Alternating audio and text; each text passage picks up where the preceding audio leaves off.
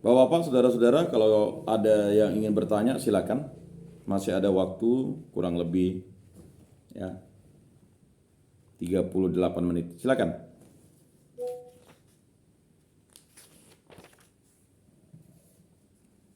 Ada yang mau bertanya? Pak Timotius Ngacam katanya mau bertanya kemarin. PR-nya disimpan. Silakan, Pak. Sudah jelas, Pak. Oh, sudah jelas. Nah, Pak Atis mungkin.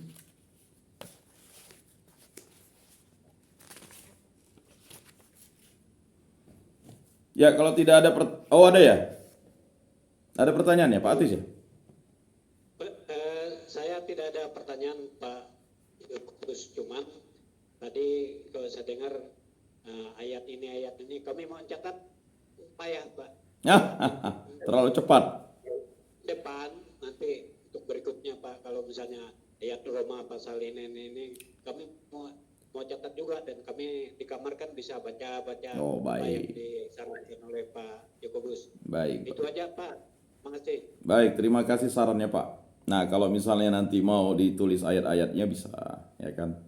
Nanti kita sharekan langsung ke ini ya, ayat-ayat yang mau dibaca dulu. Tapi kalau misalnya mau diputar kembali video saya di YouTube, silakan. Nah, kalau tidak ada pertanyaan, kita masih ada waktu, mari kita masuk ke materi berikutnya, ya.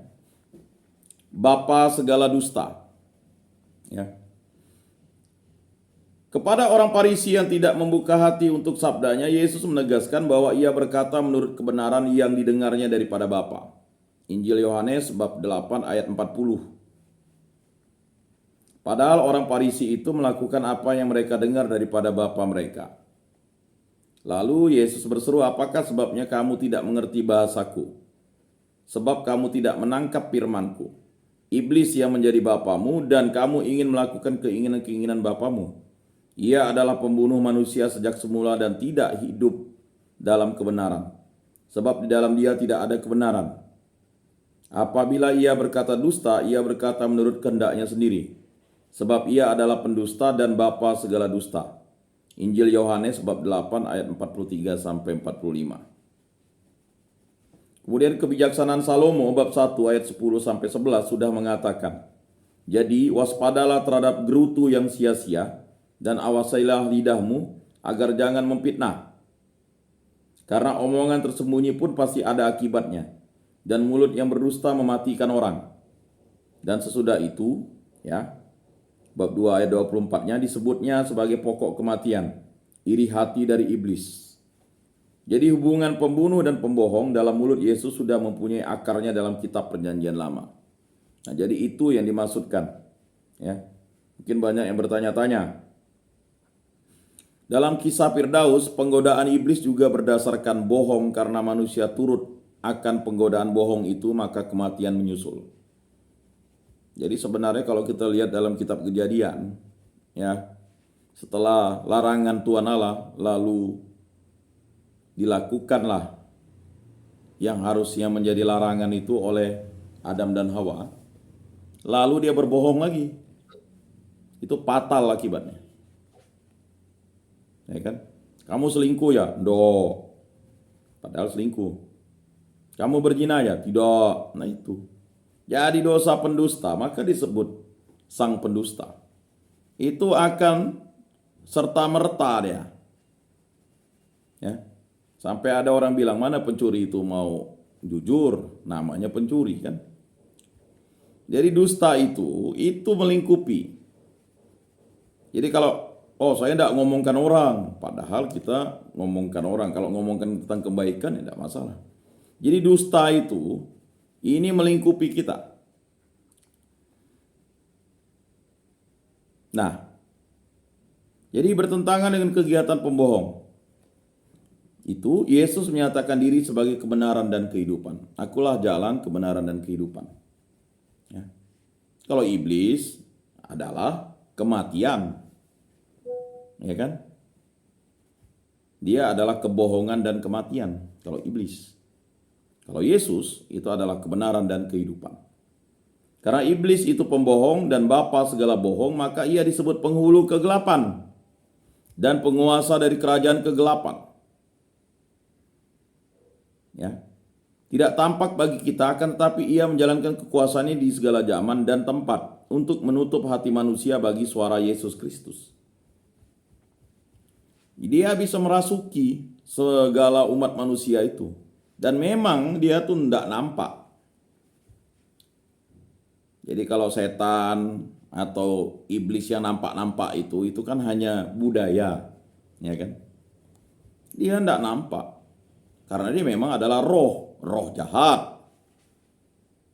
Ya. Sebab itu daerah pekerjaannya adalah dunia ini, yang dalam Injil Santo Yohanes selalu dimaksudkan dunia ini sekedar ia menentang suara Injil Kristus. Ya. Daerah pekerjaannya yang luas ialah dunia kafir yang tidak menerima suara Injil. Ia merajalela dalam perbuatan orang yang menyembah kepada demon-demon dan yang melakukan perbuatan-perbuatan tahayul. Surat Rasul Paulus kepada jemaat di Galatia bab 5 ayat 20. Orang yang turut makan daripada perjamuan kafir itu turut mengambil bagian dalam kerajaan iblis. Surat Rasul Paulus yang pertama kepada jemaat di Korintus bab 10 ayat 20. Iblis menahan dunia kafir dalam kegelapan. Paulus diutus oleh Allah, akan tetapi ketika pendakwa berdiri di sekelilingnya, mereka tidak mengajukan suatu tuduhan pun tentang perbuatan seperti yang telah aku duga. Kisah Para Rasul bab 25 ayat 18. Bahkan dunia kafir saja, melainkan dunia orang yang tak percaya kepada Yesus Kristus adalah dunia ini. Iblis itu disebut oleh Yesus juga raja dunia ini, yang akan dibuang keluar, yang akan diadili oleh Yesus. Yohanes bab 12 ayat 31, Yohanes 14 ayat 30, Yohanes 16 ayat 11. Malahan ia disebut dewa dunia ini yang membutakan mata manusia agar jangan melihat dia yang bersabda, akulah terang dunia. Kekuasaan iblis itu ditemui dalam kehidupan Yesus. Sesudah penggodaan dalam padang gurun, maka selalu Yesus menemui dia dalam orang yang kerasukan iblis. Penyakit dan kematian termasuk alam maut. Yesus mengusir iblis dari orang yang diganggu oleh kegiatannya. Dan dalam gejala itu Yesus melihat tanda bahwa pemerintah Allah telah datang. Injil Matius 12 ayat 27. Bapak, saudara-saudara yang terkasih, Yesus sendiri menerangkan bahwa iblis mempunyai kekuatan untuk menjalankan pengaruhnya yang jahat. Iblis itu adalah yang bersenjata kuat dan menduduki manusia. Injil Markus bab 3 ayat 7. Dia adalah yang jahat dan Yesus mengajak kita untuk tetap berdoa kepada Bapa, bebaskanlah kami dari yang jahat. Maka marilah kita selalu berdoa Bapa kami itu untuk membebaskan diri kita dari yang jahat. Sedangkan murid-muridnya tidak luput daripada pengaruh kekuasaannya. Di hadapan penderitaannya Yesus bersabda kepada Petrus, Simon, Simon, ketahuilah olehmu bahwa iblis telah menuntut untuk menampi kamu semuanya seperti gandum. Tetapi di hadapan serangan iblis Yesus menjamin kekuatan berdasarkan doanya sendiri. Tetapi aku telah berdoa untuk engkau supaya imanmu jangan gugur. Dan engkau, jikalau engkau sudah insaf, kuatkanlah saudara-saudaramu. Injil Lukas bab 22 ayat 31 sampai 32. Jadi ya, Rasul Petrus atau Simon juga itu sudah dirasuki iblis. Makanya dia harus menjadi kuat. Dengan demikian sudah nyata kepada kita bahwa iblis akan menekankan serangannya terhadap umat gereja Kristus. Ia akan berlaku sebagai pembohong dan pendusta. Nah itu ingat ya. Dengan demikian sudah nyata kepada kita bahwa iblis akan menekankan serangannya terhadap umat gereja Kristus. Ia akan berlaku sebagai pembohong dan pendusta. Akan menyamarkan diri sebagai malaikat terang. Santo Paulus memperingatkan umatnya akan serangan dari musuh itu, tetapi pun akan kekuatan kita. Hal itu tidak usah mengherankan sebab iblis pun menyamar sebagai malaikat terang. Surat Rasul Paulus yang kedua kepada jemaat di Korintus bab 11 ayat 14. Akan tetapi kekuatan kita ada. Jadi berdirilah tegap, berikat pingganglah kebenaran dan berbaju jiralah keadilan. Kakimu berkasutkan kerelaan untuk memberitakan Injil damai sejahtera. Dalam segala keadaan pergunakanlah perisai iman Sebab dengan perisai itu kamu akan dapat memadamkan semua panah api dari si jahat. Surat Rasul Paulus kepada jemaat di Efesius bab 6 ayat 14 sampai 16. Iblis berusaha untuk memecah belahkan persatuan umat gereja. Nah, itu kerja-kerja iblis tuh. Ya. Surat Rasul Paulus yang kedua kepada jemaat di Korintus bab 11 ayat 3 sampai 5. Adangkala ya, aku takut jangan-jangan kamu menerima saja godaan. Sebagaimana dahulu kala Hawa telah ditipu oleh seekor ular yang cerdik, dan bahwa hatimu akan terbalik daripada kesetiaan akan Yesus Kristus. Tetapi di surat Rasul Paulus kepada jemaat di Roma bab 16 ayat 20, ia berharap supaya Tuhan dari damai persatuan akan menghancurkan iblis itu di bawah kaki umat yang suci. Di zaman akhir, penguasaan dunia melipat gandakan usahanya. Kita bisa baca di surat Rasul Paulus yang pertama kepada Timotius bab 4 ayat 1 dan di Wahyu bab 16 ayat 13 sampai 14. Dilihat malaikat-malaikat iblis yang mengadakan tanda-tanda mujizat. Mereka pergi kepada penguasa-penguasa seluruh dunia ini untuk mengumpulkan mereka itu bagi suatu perjuangan bersama melawan pemerintahan Allah. Di bab 12 kitab Wahyu, umat gereja Israel yang baru bangsa Allah di perjalanan di padang gurun dunia ini dilukiskan perjuangan hebat yang harus dideritanya. Bangsa Israel adalah ibu yang melahirkan Mesias atau Kristus. Iblis dikalahkan oleh kekuatan dari atas sesudah Yesus naik ke surga. Tetapi di bumi ini iblis masih menyambut. Tetapi di bumi ini iblis masih menyambut ibu itu, sebab diketahuinya waktunya terbatas. Maka di waktu sekarang kita mengalami perjuangan itu. Maka kelihatanlah di langit suatu tanda yang besar, seorang wanita bersalutkan matahari, bulan di bawah kakinya, di kepalanya mahkota 12 bintang, adalah ia mengandung, dan berteriak karena sakit dan sengsara hendak melahirkan. Maka kelihatan suatu alamat di langit, seekor naga yang besar dan merah menyala. Maka berdirilah naga itu di hadapan wanita yang sedang melahirkan itu, supaya apabila ia sudah melahirkan dapat meluhurkan anak itu. Dilahirkannya seorang anak laki-laki yang akan memerintahkan segala bangsa dengan tongkat besi.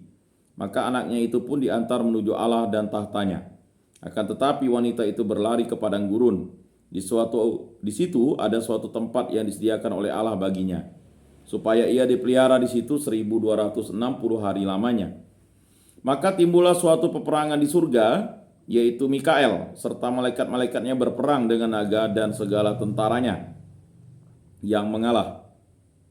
Dan tak ada tempat baginya di surga.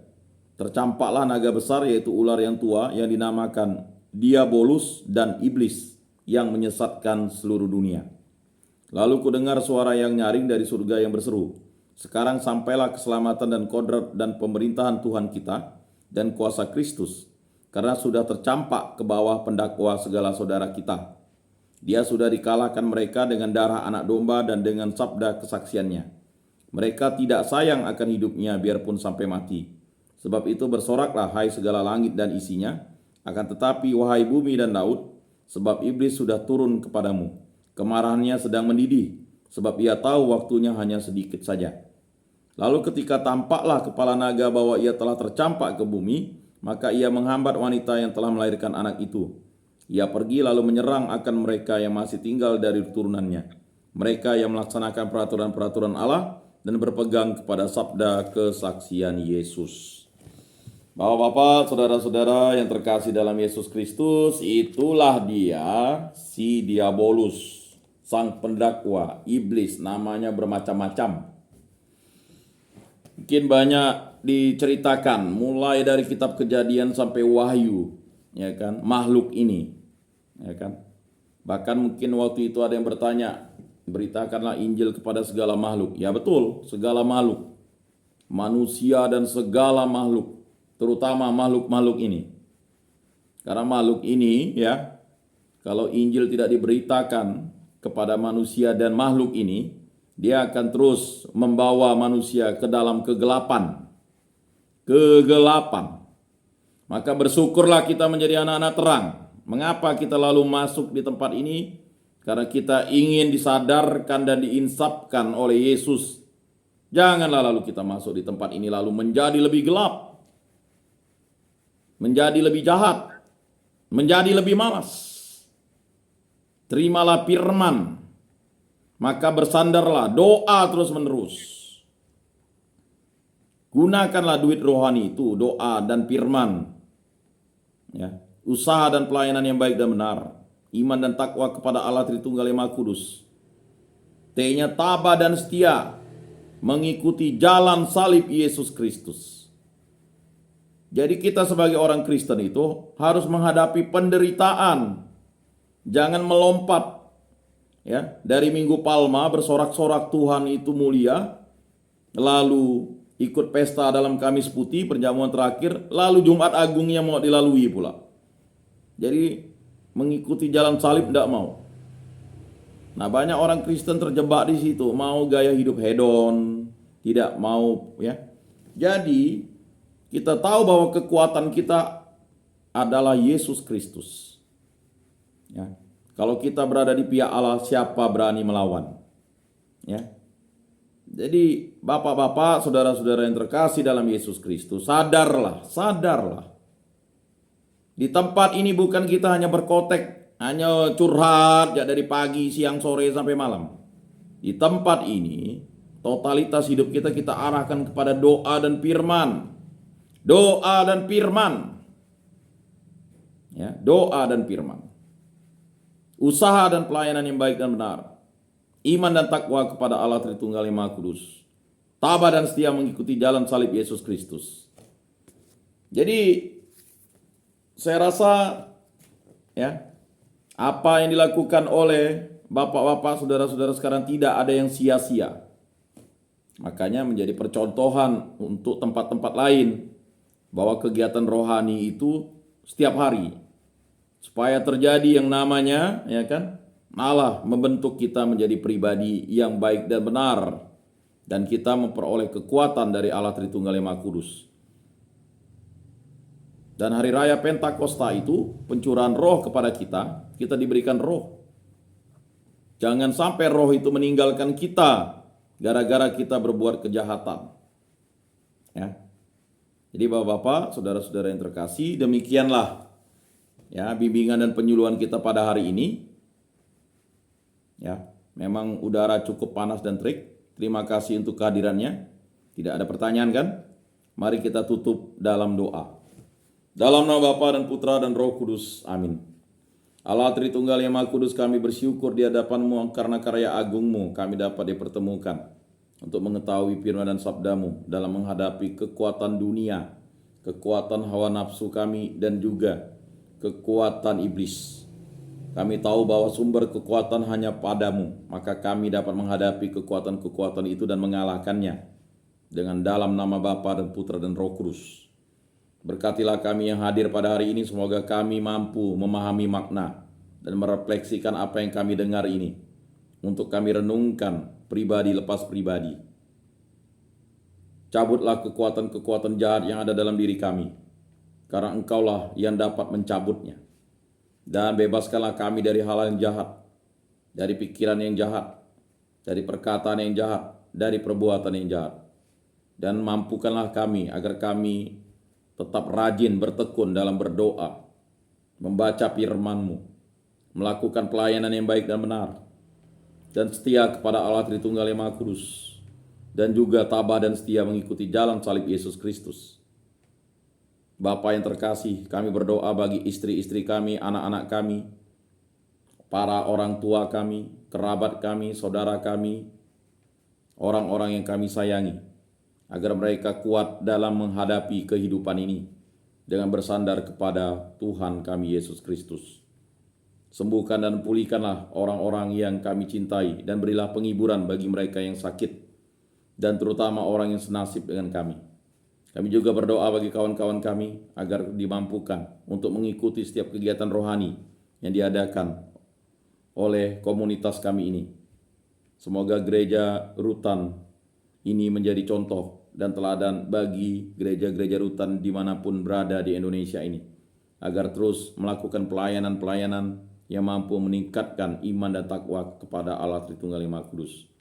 Semua doa ini kami serahkan dengan perantaraan Tuhan kami Yesus Kristus yang hidup dan beraja, kini dan sepanjang segala masa. Amin. Dalam nama Bapa dan Putra dan Roh Kudus. Amin. Salam, salam kasih, damai dan sejahtera. Tuhan memberkati, menyertai dan melindungi. Salpe!